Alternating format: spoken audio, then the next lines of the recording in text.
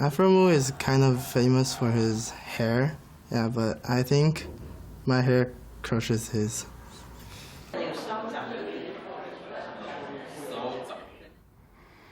Well, I did win the hair award. I forgot what it was actually called, the title, but best hair award, there we go, for NA. That was me. I don't know what Stakes won, but yeah. Welcome back, everyone, to our coverage of the 2015 League of Legends World Championship. Now, as we dial into our next matchup between the Flash Wolves and Counterlogic Gaming, let's take a closer look at CLG, a team that has tasted victory on one of the world's biggest stages, only to come to this tournament with everything to prove.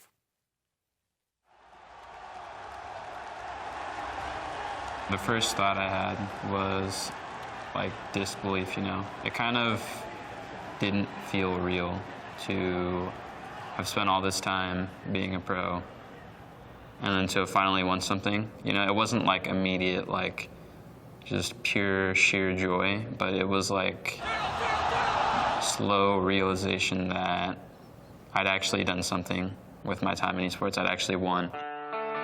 When we took off our headsets,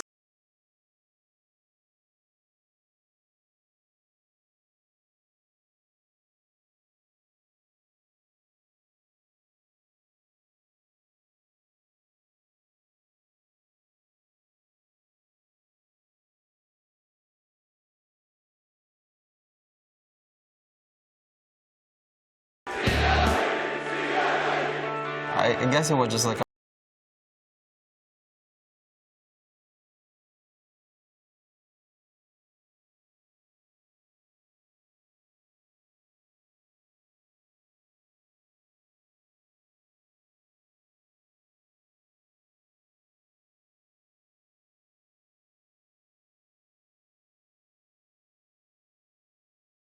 share certain qualities that make us work really well together, and one of them is that we've all been losers. We've all been losers, you know? We've been pros, like all of us have been pros for like 2 or 3 years, and we've all been through relegations, but we haven't really like won anything. Me and Afro on CLG, Zion on Coast and Dig, Pawelter on Winter Fox and EG, like Smithy on Vulcan. We were always at some point just not at the right place, right time. When you're losing, that's when you see the worst in yourself, the worst in other people, the worst in your teammates, and everyone's been through that struggle.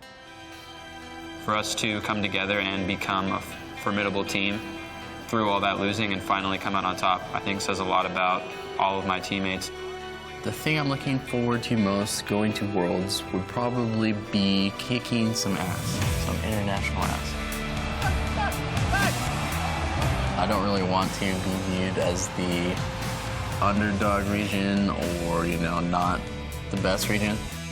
There is this perception that these Korean and Chinese teams are so much better than the North American teams, than even the European teams, and they're a little bit stronger yet, but they're not as far apart as people paint them to be. I think it's really funny that nobody expected us to make Worlds, and now that we're there, nobody expects us to do anything there either, except for lose out in groups. My whole career long, people told me, you know, you can't do it. At first, it was like, I got relegated, and people were like, you can't do it, you can't succeed in NA. Now that I succeeded in NA, people are like, you can't do it at Worlds. And so I'll just do it at Worlds, too. Even though we're the first seed, like, we don't really get that much respect. Being an underdog actually has a really big advantage for us. I mean, there's like not a lot of expectations. We're just kind of good at using that energy to motivate ourselves, because a lot of us have been underdogs. I think we all were satisfied when we won North America, but we stayed hungry. I think we'll come out on top at the end of it, but it'll be through a lot of hard work. I want them to see CLG as a team that should be feared, a team that is one of the best in the world, a team that is a serious contender. I want them to see us as a team that they can really get behind and cheer for. Just like move them to believe in us. Well, I got to stand on that stage with them at Madison Square Garden, and there was a lot of emotion that ran through them as, you know, they had all achieved something so great, as Zion mentioned, a lot of them hadn't experienced, success on that level. Now, important here to note, as we did with the last match, if CLG is to win this game here, they also clinch their quarterfinal berth, given the fact that they'll have the head-to-head over Flash Wolves. So, gentlemen, as we move into this match, what are the key things we're looking at here in order to either determine whether or not CLG walks away going to the quarterfinals or Flash Wolves keep themselves in it? After that last game, I think we have to take a look at the junglers. Like, you look at Casa and how he is currently playing, the aggression that he was able to, I guess, manufacture on that Lee Sin. If he can get another aggressive pick, his Lee Sin, his Nidalee, I think that this guy can set the tempo of the game and try and run over the top of the strengths of CLG. On the other side of the coin, you got Smithy, and his performance has been uninspired. The best thing he's done was the first day's cocoon onto Kramer. Kramer is no longer playing. He takes so long to get a successful gank into the top lane.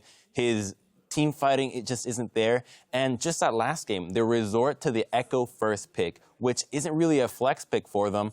Obviously, it's a bait that way. But Echo was played by Smithy in the beginning of the summer split, and that's because he was a really strong tank. The champion got changed to more of an AP. You cannot stick to the old meta that was working back then and neglect the fact that it got nerfed. He has to step it up. You need to put yourself in champions that you can actually impact the game and do so. I think this is such a one-sided matchup that I don't see how CLG is going to be able to take this, to be honest. I think that CLG does have a chance from Afromu in the bot lane. You talked about champion picks. He picked up the Blitzcrank. I didn't think that worked very well for him, but I feel like you get him on a comfortable champion that he can make plays around the map. But also, he's the shot caller of the team. Him and Zion Spartan both share that role. But I want more dynamic shot calling if he wants to kick some international ass. Because what Afromu has been doing is you take turret 1, you take turret 2, and then you bait Baron with pink wards over and over and over again. And now that Ku has exposed that, you need to come up with something different. And I want to talk about that because I think if you talk about Afro, you have to talk about Sword Art. And Ku have shown that if you just go to Pobelter's lane with your jungler, with your support player, that is a lane that you can camp out really easily. So you can't mention one dynamic support that is running the same strategy without saying Sword Art, who on that Annie game looked very good. Yeah. Now, something I want to highlight specifically with these two teams, Lulu as a pick or a ban. It's been integral to the success of both of these teams in their recent wins here in the group stage. I think the performances here, the positive ones for CLG, I think do come off the back of the Lulu pick. And, same goes for the Flash Wolves. They do have that Lulu game, which the previous game was really great. But the weaknesses of Flash Wolves coming into this, we thought it was Stake, we thought it was the bot lane. They really haven't been that way. As for CLG, you mentioned how the Ku Tigers really put the pressure onto the mid lane. Pobelter has never really been tested in NA with so much pressure. For an entire year, he's not used to having so much attention in that lane, and CLG isn't used to having to react to this. If they pick a champion like Lee Sin with the Yasuo and really step up their game and put the herd onto the mid lane, I think the Flash Wolves can run away with this one. All right, well, with all this information, down the line, once again, prediction time, gentlemen, Spawn. I'm going to stick with them. I've been pretty confident the whole way through. I think Flash Wolves are a very good team and that they're finally ready to show it internationally. And I just think that support jungler duo is good. And I don't think their liabilities are that much of a liability that we thought would come in. Even NL is not playing horribly. He's stepped up and started to play fairly good League of Legends. Not great by any measure, but they're just not as weak as they first appeared to be. Zyrene is the NA pride and the faith there? It is. I have to go with CLG. I went with them at Madison Square Garden. I think that that CLG is going to show up here in this match, and they did win against Flash Wolves previously. It was very sloppy, but I think they're going to pull something out just a little bit different and go back to the MSG style. To be fair, the Madison Square Garden CLG played against one of the worst TSMs we've ever seen.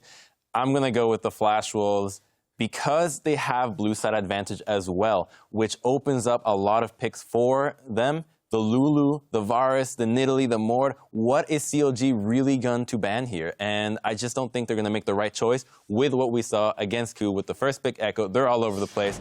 Flash Wolves for me. Yeah, I also want to see what counter pick comes out for CLG on the red side, because that could be a big difference here with Zion in the top lane against Stake. All right, split desk, but the predictions are in. Let's kick it over to our casters for the game.